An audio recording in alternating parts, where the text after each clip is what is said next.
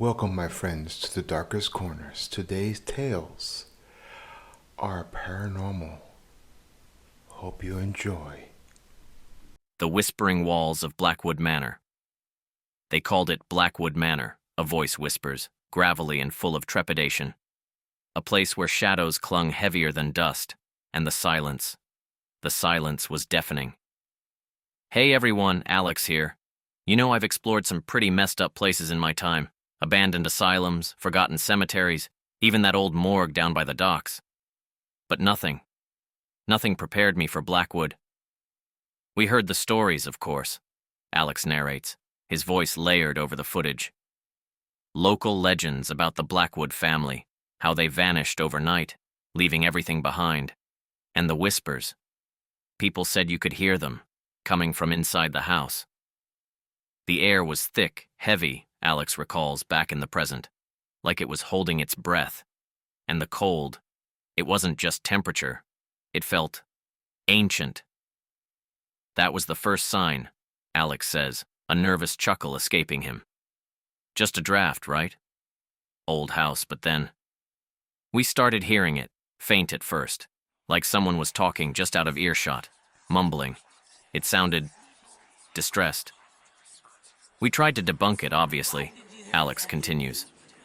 Old pipes wind through broken panes, but the whispers, they started to get clearer, more direct. That's when Ben started getting freaked out, Alex admits, looking at the camera. And honestly, so was I. We tried to find the source, every room, every corner. Then we went into the master bedroom.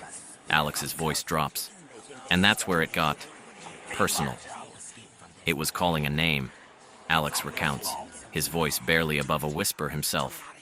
Not ours, a woman's name, Eleanor. And then it changed. It wasn't just whispers anymore, Alex says, his voice now trembling. It was like a chorus of voices, all around us, begging, crying. And then I felt it, a cold touch on my arm. Nothing there, of course, but the feeling. It was like an ice pick. We got out of there, Alex says, his voice hoarse. Fast. We didn't even pack up all our gear. Just ran. I've been back to edit this footage countless times, Alex concludes, looking directly into the camera. And every time I hear new things, more whispers, more cries. I don't know what happened in Blackwood Manor, but something is still there. Something that wants to be heard. And I think it's finally breaking through. The night shift at the city morgue was always quiet, a silence so profound it seemed to absorb all sound, even the hum of the ventilation system. But tonight, it was different. Elias, a man whose tenure at the morgue stretched back 2 decades, felt it in his bones. A prickling sensation that started at the nape of his neck and spread like tendrils through his scalp. It began subtly, a faint metallic tang in the air that wasn't the usual antiseptic and decay.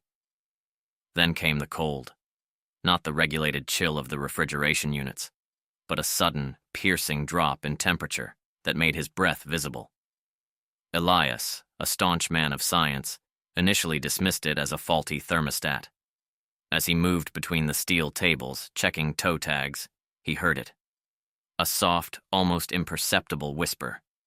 It seemed to come from everywhere and nowhere, a sibilant murmur that teased at the edges of his hearing. He paused, straining his ears, but the sound vanished, leaving only the oppressive silence.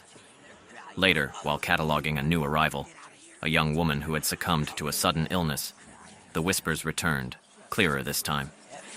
They sounded like a chorus of hushed voices, overlapping and indistinct, yet undeniably present. Elias's heart began to thump a little harder. He told himself it was fatigue, the late hour playing tricks on his mind. Then, a drawer in one of the refrigeration units, a drawer he had meticulously secured just moments before, slowly, almost deliberately, slid open.